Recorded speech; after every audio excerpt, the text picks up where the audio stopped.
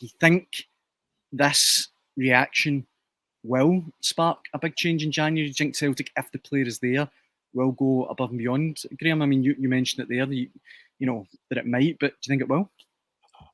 I think it's a necessity to do so, but as Mick points out there as well, January is brutal. It's a month of loans, isn't it? It's like when you find players on the fringes of Premier League squads and they fit a profile.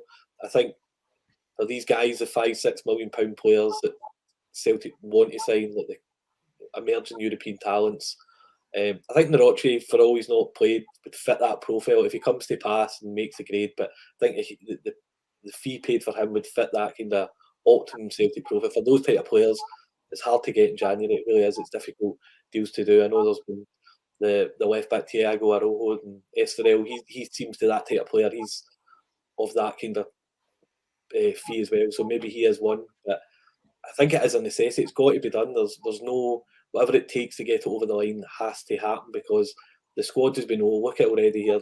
The injury list as well, that's another maybe slight misnomer where there's not been it's never been 10 or 12 players out. There's always been a couple of key players out, but really that maybe shows the failings in the squad as well, where when Amaya is out, there's opportunities for a Mikey Johnson or a Yang, and it's not worked at all. And I thought Mick's assessment of Palma was pretty fair. I think Celtic fans want to will Palma into existence in terms of his ability. There has been plenty of moments and really good crosses, clever assists, good goals, but I think over a full game, I think that lack of pace as well is noticeable. And I think Celtic really a wide player and a striker now as well. And for a long time, I was probably dismissive of the need. I thought of Kyogo, Oza, but it's not happening right now as well. So I think that's 3 areas of the team. I think left back's vital. I know there's been a long push for Joe Hart for a new number one. I think that has to happen. But I think Hart's form's been pretty good. I know I seen him getting some flack for the Kingsley goal being too far, but he made a lot of good saves. He's made a lot of good saves against Feyenoord. I think he's had a pretty decent couple of weeks. So I think that's maybe something else that might have to wait again. But the needs there, and as Mick says, the league's definitely not over. Far from it. Obviously, they're up 5 points, even with games in hand. They beat Rangers, and the narrative shifts again. That's the way Scottish football works. But there's a feeling that's real about the Celtic team amongst supporters and onlookers that something's not working and it has to be addressed. And this perfect opportunity to do so when the window opens. It's personnel. It's down to personnel. I mean, Kyogo's not getting the goals, but he's not getting the supply that he got in the last couple of years. So they're not hitting the byline anymore. Yeah. There's not enough.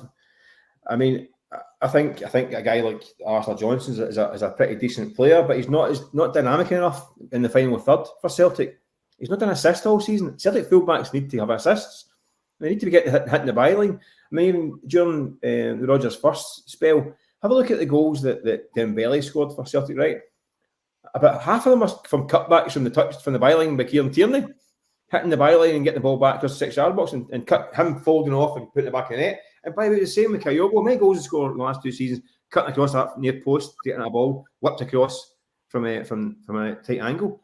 It's not happening as much this season because it's personnel. The fullbacks. That's not.